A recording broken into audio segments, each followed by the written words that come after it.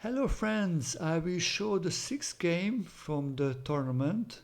I am playing in the Olympiad Classic Expo Classic tournament. I played against Sandor Sztojka, the oldest player of the tournament and very nice gentleman from Ukraine. Let's go and see on the board. So he started with e4, I played c5, d4, c takes d4, c3, knight f6, e5. So we transpose to the Alapin variation of the Sicilian defense. He started as a Smith-Morra gambit, c takes d4, d6. Usually d6, knight c3. This is a mistake. Much more common is knight f3, knight c6, bishop c4 around the equal position that he played. Knight c6, which is a mistake. I realized I captured back, captured on e5, captured back, and here actually black can win a pawn, which I did, but that's a mistake. Please stop the video and find the right continuation for white. So actually white should take here on d1, changing queens and quickly develop. Knight c6, f4, bishop f5, castling long, e6, and black should be a little better pawn structure and also a little better development. But instead I said, okay, I will just double attack and then capture the pawn. Here again, probably instead of capture, I should play something like knight c6 to develop, attack the pawn, queen b3. And actually taking the pawn is a mistake. Maybe you can find it. I'll stop the video and find it. Bishop b5, it blocks the queen. The knight should go back and then knight e5. Double attack on f7 and d7, e6, bishop f4 developing, bishop e7 castling. And actually black cannot go out of the pin because the knight is hanging, rook d1 will come and will win the knight. So after queen b3, yeah, it's just, I could play like bishop e6 also, but takes. I can take the pawn, but unfortunately, again, white has development advantage. That's neutralize my extra pawn. I need to give back the pawn, other way it can be even worse. And yeah, this is just equal after the developing and exchanging the pieces. So, but I did not realize, I just captured the pawn. I hoped, okay, I will come back. Yeah, just develop my pieces and I will be fine. But then I realized, okay, this is not that easy because the queen e4, queen g4 comes and attacking my king. Yeah, like this is what he should do. And actually here is white is better. Bishop c2, knight g5. Yeah, some troubles. Big pressure. The extra pawn is very hard to use. But played bishop this is a little bit slow move. Here I should castle actually, and then g6, quickly come back with the bishop to cover this g6 square. But still actually white has a small edge with queen g4 and putting the pressure on the white king, on the black king in the future, like maybe first like something like rook d1 and then queen g4. Okay, but I just continued my original plan, rook c8 instead of castling. Again, queen e4 he should play it. Rook e1, I played queen d8, just, yeah, I wanted to go out of the pin to be able to move the knight. Somehow, I decided I want to somehow reposition the pieces on the queen side and keep my king in the center, don't castle, because that's just not safe. Okay, here white should play like queen e4 again, and then queen g4. And these are some, again, not easy. White has some really nice attacking possibilities.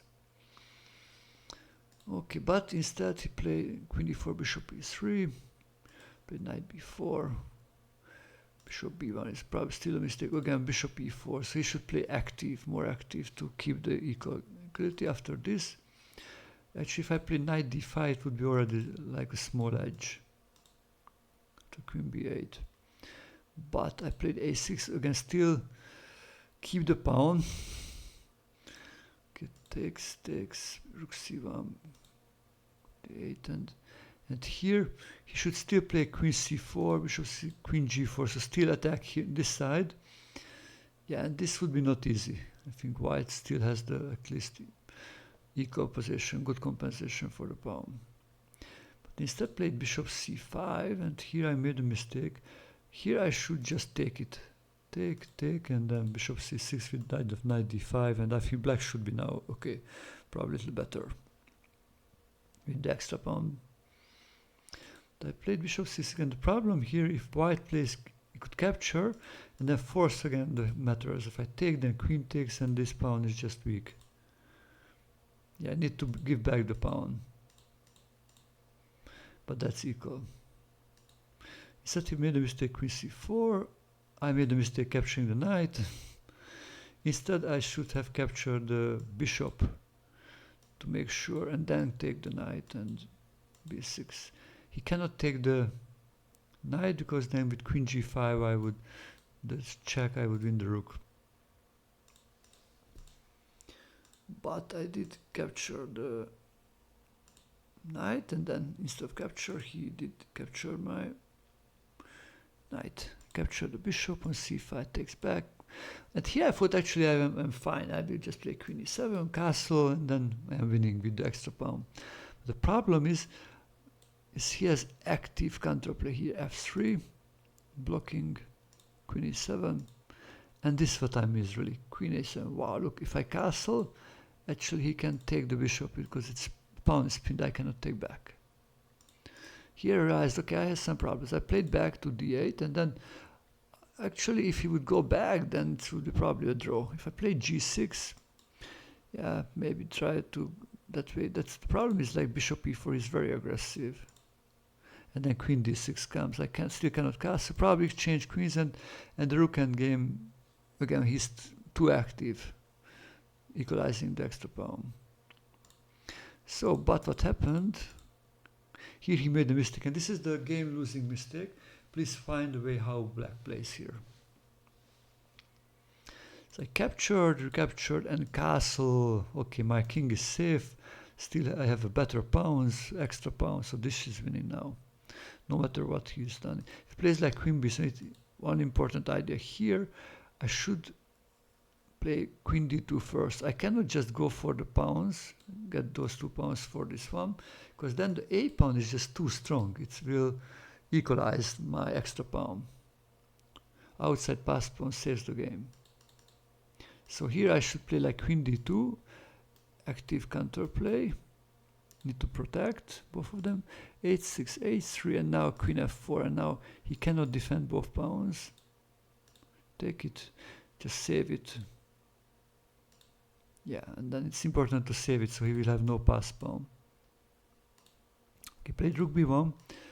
Then I played queen a5, nice move. I wanted to be sure to protect the pawn and also go for, yeah, I was very happy to get his candidate pawn for being outside pass pawn. And now, okay, I have extra pawn. I'm winning now the second pawn. Yeah, 2 extra pawns. Yeah, he tried a few things, but now this is again a very strong move. I can force the exchange of queens, or I'm winning 1 more pawn. He cannot move like example this, because then I win the rook. Yeah, other way, yeah, you should play queen a6 to keep the defense rook, but then this check wins another pawn. Yeah, and it's one more last trick he had. If I play some random moves, like he could sacrifice actually the rook for a perpetual. Wow. Okay, so I decided, okay, let's just play g6 to make sure there's no more sacrifice. Rook h3. And then I decided, okay, now it's time for me to go for the checkmate. Okay, decided to go to run away to the h2, and then I could play rook c1, queen d1, but I did not want to take any risks, so I played queen c5 check, forcing the exchange of the queens, and then winning with the 3 extra pawns. So here he decided to resign. Okay, guys, so let's see the standing. So the standing here after round 3, 2 players with 5 points, and then we are 3 players with 4.5. Now actually actually I was on the my tiebreaker was the best, like last round, but now my tiebreaker is the worst, actually. So we'll see how that goes. Yeah, tomorrow I will play with one of the players with 5 points, International Master András Mészáros. I will give my best, and we will see what will happen, how it will go.